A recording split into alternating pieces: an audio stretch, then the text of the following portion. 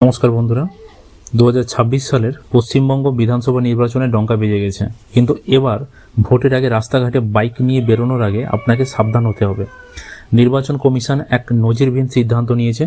Bike rally থেকে শুরু করে রাতে বাইক চালানো সব কিছুর উপরে জারি করেছে কড়া বিধিনিষেধ। আপনি যদি একজন বাইক আরোহী হন, তবে আজকের এই ভিডিওটি আপনার জন্য অত্যন্ত গুরুত্বপূর্ণ। কী সেই নতুন নিয়ম, কেন এই কড়াকড়ি, সব জানতে ভিডিওটির সঙ্গে জুড়ে থাকুন, শেষ পর্যন্ত দেখুন।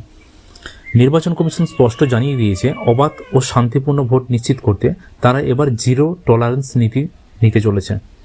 নতুন নিয়মগুলো কি একবার দেখে নেওয়া যাক। ভোটের 48 ঘন্টা আগে থেকেই কড়াকড়ি থাকছে। আপনার এলাকায় ভোট শুরু হওয়ার ঠিক দুদিন আগে থেকেই এই নিয়ম কার্যকর হবে। রাতের বেলা বাইক চলাচলে নিষিদ্ধতা থাকছে, অর্থাৎ সন্ধ্যে 6টা থেকে সকাল 6টা পর্যন্ত কোনো বাইক বা স্কুটার রাস্তায় চালানো যাবে না। একে কার্যত বাইক কারফিউ বলা যাচ্ছে। সকাল 6টা থেকে সন্ধ্যে 6টা পর্যন্ত বাইক চললেও চালকের পেছনে কেউ বসতে পারবেন না, অর্থাৎ বাইকে কেবলমাত্র একজনই থাকতে পারবেন। ভোটের প্রচারের জন্য কোনো ধরনের বাইক র্যালি বা মিছিল করা যাবে না। কমিশন মনে করছে বাইক বাহিনীকে ব্যবহার করে ভোটারদের ভয় দেখানো বা অশান্তি ছড়ানোর চেষ্টা হতে পারে, যা রুখতে এই কঠোর পদক্ষেপ। এখন আপনারা প্রশ্ন করতে পারেন, জরুরি প্রয়োজন কী হবে? কমিশন কিছু বিশেষ ক্ষেত্রে কিন্তু ছাড় দিয়েছে, যেমন মেডিকেল ইমার্জেন্সি, রোগী নিয়ে হসপিটাল বা কোনো ক্লিনিকে যাওয়ার ক্ষেত্রে কোনো বাধা নিষেধ থাকছে না।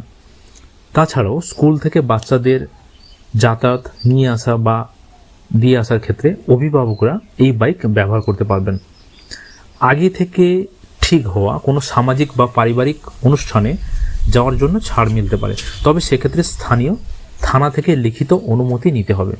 ভোটের দিন অর্থাৎ নির্বাচনের দিন সকালে পরিবার নিয়ে ভোট দিতে যাওয়ার ক্ষেত্রে পিলিয়ন রাইডিং বা ডাবল রাইডিংয়ে বিশেষ ছাড় দেওয়া হয়েছে। কেন হঠাৎ এই কড়াকড়ি? আসলে অতীতের অভিজ্ঞতা থেকে দেখা গেছে, গলি বা সরু রাস্তায় বাইক ব্যবহার করে অনেক সময় ভোটারদের ভয় দেখানো হয় বা বেআইনি জিনিস পাচার করা হয়।